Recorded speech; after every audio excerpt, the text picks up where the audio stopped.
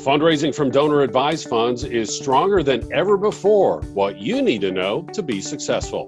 Hi, I'm Bill Stanczykiewicz, and this is the first day from the fundraising school. I'm joined today by Dr. Dan Heist. Dan is an alum of the Indiana University Lilly Family School of Philanthropy, and he now is a professor at Brigham Young University. And from that seat, he is one of the nation's leading researchers into donor behavior and charitable giving from donor-advised funds. And Dan, during the pandemic, fundraising from donor-advised funds accelerated significantly. What do fundraisers need to know? That's right, Bill. So the early data out of our 2020 giving is indicating really strong responses from donor-advised fund donors. We're seeing jumps in 30, 40% increases in grant making, and the number of grants being made, both total value and number of value. So I think there's really positive message for fundraisers whose organizations were especially hit hard during the pandemic, to know that there are donors out there who have some money set aside for charitable giving, and they're willing to part with it when the need arises. Some organizations saw more of that money coming to them, where other organizations may not have been as visible during the pandemic. But we do see some indication that donors are still giving to the charities that they love to support, and then they're doing extra out of their donor advised fund to give to additional charities when the need arises.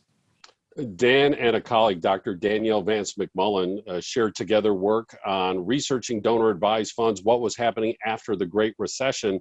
Dan, what did you and Danielle find after the Great Recession with donor-advised funds, and how is that lining up or not with what's been happening during the pandemic? What we saw when we looked at the Great Recession was that even when the assets within donor-advised funds were dropping because the market was dropping, and the amount of contributions coming into the donor-advised funds were dropping because people were strapped for cash and had less expendable income, that the grant making coming out of donor-advised funds stayed robust and stayed relatively stable. In some cases increasing, in some cases decreasing just slightly. But given the overall picture of what was happening, the grant making coming out of donor advised funds was stable and was resilient to the economic shocks. What we saw with the pandemic, we saw an initial shock to the stock market. So assets were plummeting in the first 3-6 months, but people were still giving even during that time. Thankfully, markets recovered by year end, and what we expect to see is strong year-end giving out of donor-advised funds, even after the large surge in grants earlier in the year. They were up year over year by 2019, but we're still expecting to see good year-end giving out of donor-advised funds. So that will be interesting to see. So the research demonstrated that despite the Great Recession, the number of grants coming out of donor-advised funds, the total dollars coming out of donor-advised funds, the percentage of donor-advised funds being made available to charitable giving to nonprofits, those indicators all went up. And the early indicators are that the same thing happened, at least in the first 6 months of the pandemic. And Dan and his colleague, Dr. Danielle Vance McMullen, are finding the same thing and expecting that will continue when the data come out for the second half of 2020. And Dan, of course, that raises the question, why? Why are these holders of donor-advised funds even more active when the economy is worse? So what happens when people give to a donor-advised fund is they're setting aside money that they know in their mind this is for charity. And people do that in different ways. Some folks do that on a regular basis. They maybe pull some out of their account every year, or their paycheck, or they may move some out of an investment account every year, or they may have a big event where they sell a property and they move money over. What happens is once people set the money aside, they're able to have that flexibility to respond. So a lot of folks, we see them giving to regular charities year over year. They have a pattern set up, and then the donor advice fund also gives them that flexibility to respond. And we see slack. We see some slack within the account. There's usually folks like to have kind of a cushion, so to speak, in their account. I've got one community foundation manager who likes to think of a bathtub bathtub analogy, where people will fill up the bathtub, drain it, fill it up, drain it. But usually people will keep a little bit of water in that bathtub just to make sure there's always some water in there. So there's that extra cushion, so to speak, that allows donors to respond to these kinds of situations. And we also know from other surveys and other research, some of that conducted by our colleagues at the Indiana University Lilly Family School of Philanthropy, that our donor advised fund donors tend to be our most strategic donors. They put that money aside on purpose for charitable giving. And perhaps we should then not be surprised that when there's an economic downturn, they become more active with those funds in their DAFs. And, Dan, there's so much attention here. The donor advised funds have been in community foundations probably since at least 1930 or so, a huge uptick in the last couple of decades with these funds being created in private wealth management firms.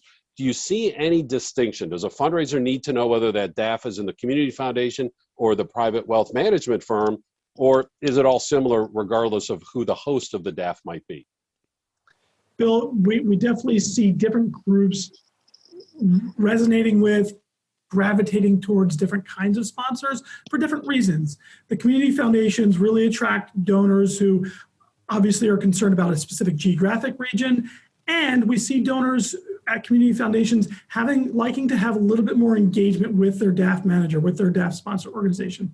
With folks who are using some of the larger national, commercial sponsors, we see folks who really value the convenience of being able to make transfers easily. A lot of these sponsors have really easy to use platforms that are just very convenient.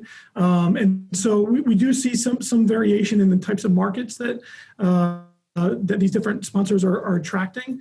What I think is important for fundraisers is that if you represent an organization that aligns closely with a community foundation and your mission lines up with them, I would encourage you to reach out to the local community foundations to try and build that relationship like you would with a donor. And when there are ways for that community foundation to engage their donor advised fund donors with your cause, you will have built that bridge already. And so that's one thing. That doesn't happen as much with the larger, really hardly at all with the larger commercial sponsors, but we are starting to see a trend among all donor advised fund donors, especially in 2020, that they're trying to be more proactive in feeding information, giving ideas and opportunities, but the community foundations are really the ones that are a little bit more innovative in that way and more hands-on. And a question we always hear at the fundraising school is, how do I find an individual who has a donor advised fund? Dan, when we receive that question, I think about fundraisers who are so well trained to go find a foundation whose guidelines meets the mission of their nonprofit, whether that's through an online database like that provided by Candid, or just through a Google search, or they know about the foundations in their local community. Not the same with donor advised funds, right? Help our fundraisers understand that aspect of charitable giving from DAFs. Great. Yeah, so there is no public list of all the donors who have a donor advised fund. You can't Google it. You can't go onto a donor advised fund's website and they won't give you a list of their donors. So it is a different approach. The first thing I share with fundraisers is talk to your current donors about whether or not they have a donor advised fund, right? Bring up the conversation. Maybe send out a simple survey.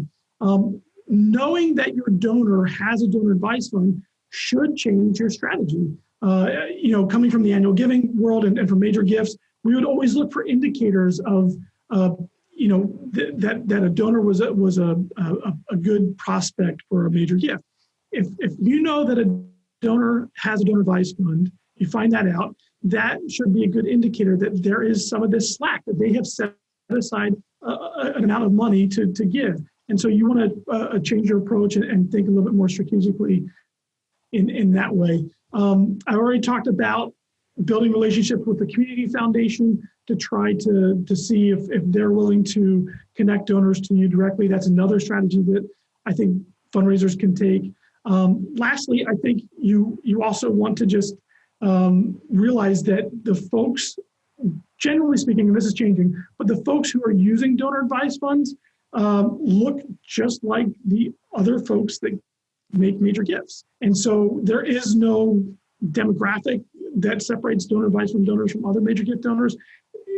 They're really very similar. And so as you prospect for your major gift donors, again, think about engaging with your other prospects in a way that you're trying to find out early on if they have a donor advised fund.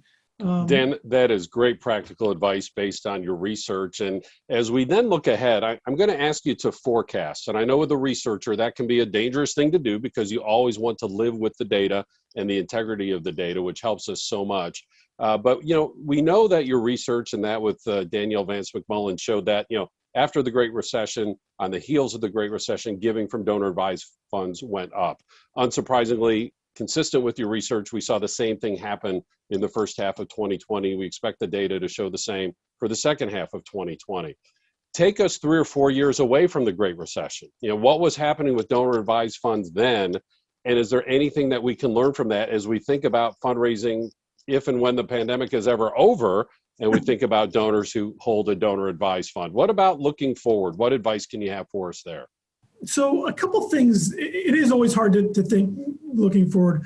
A couple of trends that we see from the data, especially what's coming out of National Philanthropic Trust and their annual report, we do see the share of overall contributions that are going first into donor advised funds are growing every year. Now, in 2020, it leveled off a little bit, and we need to understand kind of why that happened. But generally speaking, about 13% of all contributions going to any charity is first going into donor advised fund, and that number has grown tremendously over the last 10 years. So we expect after the recession, if when we get there, that will continue to grow. They're becoming more popular, so people are learning about it. A lot of organizations, Fidelity, other large organizations and other community foundations are dropping their minimum. They're either taking it away or lowering it to 500 to 1,000. We're starting to see, younger donors starting to use donor advised funds. So we anticipate that the percentage of all donors who use a DAF will continue to grow, and the amount of money going first into a DAF will continue to grow. That's good news overall for the sector. That is hard to hear. As a former major gift officer, I know it's hard to think of your money going into a holding account or an intermediary before you get the money. We think that normal giving patterns will resume, that this surge that happened in 2020 will kind of come back and will resume pre-pandemic types of patterns. But we do think the overall growth of the amount of money going into donor advised funds is a good thing long-term for the sector, because we will have more of that reservoir, so to speak, that can sustain shocks when something else happens a year, 2 year, 5 years from now. So even if the percentages of giving from donor advised funds don't stay at those pandemic levels, donor advised funds themselves are just continuing to become more popular all the time for a wide range of donors, not just the high net worth donors, but as these minimum amounts come down to open up a donor advised funds, more and more donors are going to be using this vehicle. It's something that fundraisers need to know and can take full advantage of thanks to the research-based advice from Dr. Dan Heist. Now, information about DAFs is incorporated into so many of our courses here at the Fundraising School. We have 30 different public courses that lead to 4 different certificates.